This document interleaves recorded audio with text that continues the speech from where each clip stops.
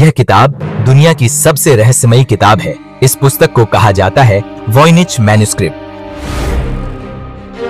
15वीं सदी का Voynich manuscript इतिहास की सबसे बड़ी पहेलियों में से एक,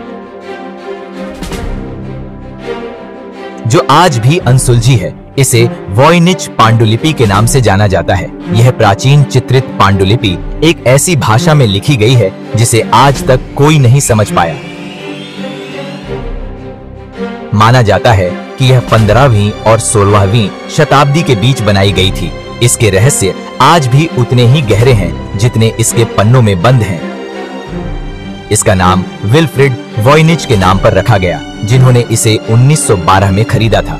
तब से लेकर अब तक विद्वानों और वैज्ञानिकों ने इसे समझने की हर संभव कोशिश की है, लेकिन कोई भी इस रहस्यमय लिपि को सुलझाने में सफल नहीं हो पाया।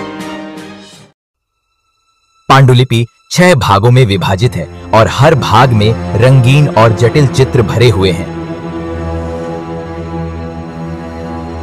सबसे बड़ा भाग वनस्पति से जुड़ा है, जिसमें 113 बड़े और विस्तृत पौधों और जड़ी बूटियों के चित्र हैं, जिनके चारों ओर अज्ञात लिपि में टेक्स्ट लिखा गया है। अगला भाग खगोल शास्त्र और ज्योतिष के चित्रों से भरा है। इसमें तारे, चंद्रमा और सूर्य के साथ साथ कुछ पन्नों पर राशि चिन्ह भी बने हुए हैं। ये पन्ने अनसुलझे पहेलियों की तरह हमारे सामने हैं। जीव विज्ञान के भाग में नग्न महिलाओं के चित्र हैं, जो एक दूसरे से ट्यूब और तरल पदार्थों के माध्यम से जुड़ी हुई हैं।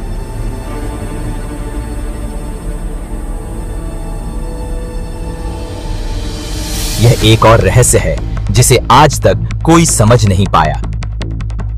कॉस्मोलॉजी के इस भाग में 9 गोलाकार चित्र हैं, जिनमें सितारे और अन्य आकृतियां भरी हुई हैं। ये हमारे ब्रह्मांड की गहरी समझ का संकेत देते हैं, जिसे अब तक पूरी तरह से नहीं समझा जा सका।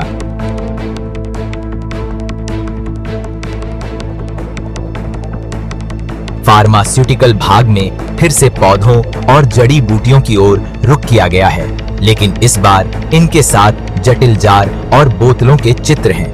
यह हिस्सा बताता है कि शायद पांडुलिपि औषधीय पौधों के उपयोग पर आधारित एक मार्गदर्शिका हो सकती है, लेकिन इसकी पूरी जानकारी अभी भी हमारी पहुंच से बाहर है। चित्र तो किसी हद तक समझे जा सकते हैं, लेकिन पांडुलिपि की लिपि आज तक हर कोशिश के बावजूद अनसुलझी है।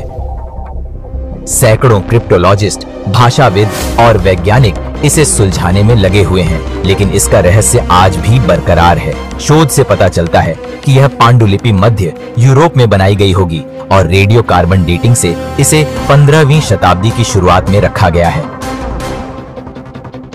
एक समय यह माना जाता था कि इसे अंग्रेज वैज्ञानिक रॉजर बेकन ने लिखा था, लेकिन 2009 की रेडियो कार्बन डेटिंग ने इस सिद्धांत को गलत साबित कर दिया। कहा जाता है कि इस पांडुलिपि का पहला मालिक शायद पवित्र रोमन सम्राट रुडोल्फ II था, जिसने 1576 से 1611 तक शासन किया था। कुछ लोग मानते हैं कि उसने इसे 600 डुकाट में गणितज्ञ और रहस्यवादी जॉन डी से खरीदा था, लेकिन यह सिद्धांत पूरी तरह से साबित नहीं हो पाया है। हालांकि हम जानते हैं कि यह रुडोल्फ के दरबारी केमिस्ट जैकोबस होर्सिकी डी टेपेनेक के हाथों में आ गया, जिनके हस्ताक्षर पांडुलिपि के पहले फोलियो पर पाए गए थे। इसके बाद यह पांडुलिपि मार्सी के मित्र जॉर्ज बरेश और फिर खुद मार्सी के पास पहुंची। 1667 में अपनी मृत्यु से पहले मार्सी ने इसे जेसुइट विद्वान एथानासियस कर्चर को भेज दिया। 1912 में वॉयनिच ने इसे रोम के पास एक जेसुइट कॉलेज से खरीदा और इसके रहस्यों को सुलझाने के लिए कई प्रयास किए। उन्होंने पेंसिल्वेनिया विश्वविद्यालय के प्रोफेसर विलियम न्यूबोल्ड को इसे सुलझाने के लिए प्रेरित किया। वॉयनिच की मृत्यु के बाद पांडुलिपि कई हाथों से गुजरती हुई 1959 में येल विश्वविद्यालय की बाइन की लाइब्रेरी में पहुंची।